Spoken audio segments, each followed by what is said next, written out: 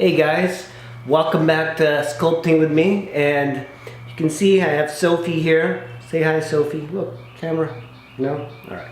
Working on this, and I'm almost like near finishing. In a way, I am going to try and see if I can get a better likeness of Joe Rogan, but you know, if I don't get it, it's not like I'm being commissioned to sculpt Joe Rogan. It would just be kind of nice to have that full likeness. I wanted to talk to you guys about some of the tools that you might need for sculpture. There's, you don't need a lot of stuff for sculpture, like just some clay and your hands will do fine, but it helps to have some wooden tools that I have here. Another very important thing to have is a model stand. You don't need a stand, but something like this, the ability to rotate your sculpture and lift it up and down, is really something that makes it so much easier for sculpture. A lot of people don't have it. This one was rather expensive and I bought it a long time ago, but you can get very cheap wooden ones from like Sculpture House for like $100 something. Another way of doing the model stand is having a table and then getting a Lazy Susan. You can get them from Amazon. And then it's just attaching a wooden base on top of that, and then you can rotate your sculpture. Another really great thing that you might need is some wooden tools. Like the wooden tools for sculpture are hard to get, and I could only find tools online. It's better if you go to like Sculpture House or The Complete Sculptor, and they'll have like bundles of sculptures. Some of them can get kind of pricey, and you have to be pretty careful with them. So in my arsenal, it's kind of funny because you tend to use like one or two tools a lot, and then the other ones you kind of neglect. But I have this, which is a rather large wooden tool, and these last a really long time. I never thought I would be using these, but they're really good, especially for working life size. Your tools increase in size, so the bigger your sculpture, the bigger the tools that you need. This one is nice. It's got like a round edge and it's pretty thin. Also, it's rounded here, so you can kind of do this, model it like that. Another tool that I really like, you can get this from like a pottery studio. $12, you can get like 12 of these of different like sizes.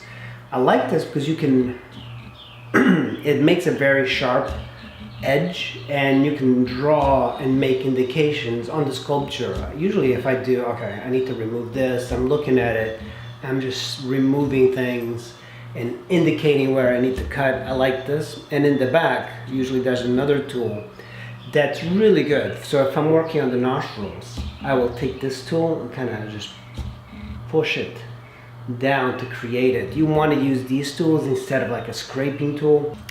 This is probably like one of my favorite tools.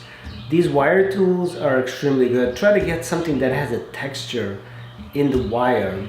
It'll leave a texture, and it's not about the texture so much.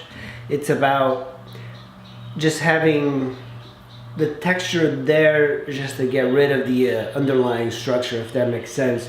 Because you're going to go over it anyway with another tool to finish it, or just leave it like that. But the texture one is much better. The ones that don't have the texture, they cut too much into the sculpture. I have quite a few sets of these. Different ones are, and when you work with like water clay, everything gets dirty, so make sure you clean it. I clean it as I go along. And different sizes. This is one's round, and then this one's flat. You definitely need it to scrape the inside out. This, I can almost model the planes from one to the other. So let's say I have the cheekbone here and I have the fat pad here. I'll just take this and I'll almost like crosshatch and bring it together. And now with my finishing tools, I can go over like this, and I have the geometry and the structure still underneath, but I've made it a little bit more seamless with this. I use this quite a bit in the beginning of the sculpture just because like you want to be fast and you don't want to look into details. I almost even do like portraits all in this calipers. So you can measure, for example, Sophie's head, and then go over here and measure. You can take measurements from your sculpture, do comparative measurements. Very important to have. They come in different sizes. This one's fairly cheap. These aluminum foil things are really good. You can cut the cocaine and just use it, but if I'm rounding the head, I could use this. And my tool is kind of dirty, so it's leaving marks, but you can get a nice surface using this. And then on this side, you have a serrated edge. So if I do it like that, you see it creates a bunch of lines. I like that I can use those lines, wet them, put clay on top, and it creates a nice suction that adheres the clay very well. But that's pretty much it for the tools. I don't use a lot of intricate tools, but this is probably like all you need to do sculpture. All right, we'll see you in the next video. Bye.